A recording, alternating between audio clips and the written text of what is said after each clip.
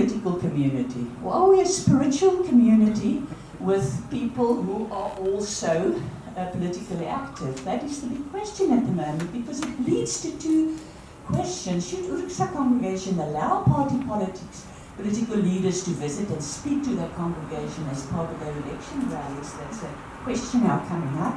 And the third is, should URCSA's ministers of the word be allowed to retain their status while being engaged in party politics? We know many of our ministers are chaplains to political parties and open political rallies.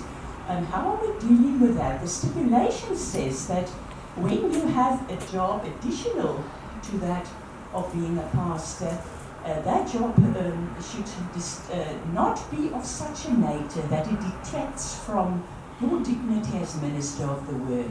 You should also not jeopardize your status as minister of the word by accepting employment from the governing body of a political party.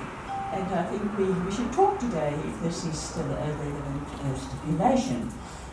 Let's finish this by saying URCSA in this regard has a dual identity.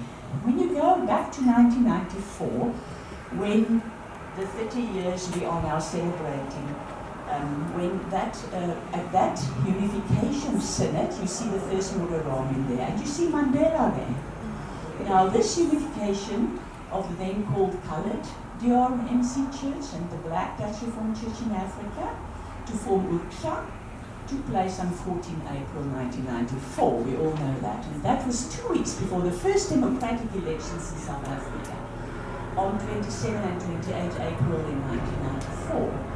And then Piet Meyeren brought Nelson Mandela to the Synod.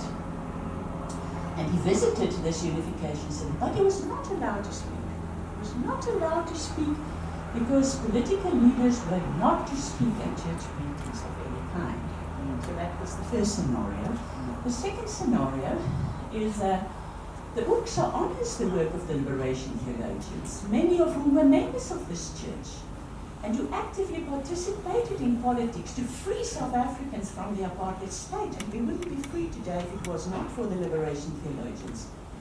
But take the case of Mbusa. He showed tremendous courage to address the apartheid regime as a clergyman, but forfeited his status as Minister of the Word when he became a candidate for the United Democratic Front in 1994. So just in conclusion of point one is we ask, what is URCSA's strength? Does its strength lies in being a spiritual community? Or what is a spiritual community? Is a spiritual community only praying and reading the Bible? What else does it include? Let's look at the second.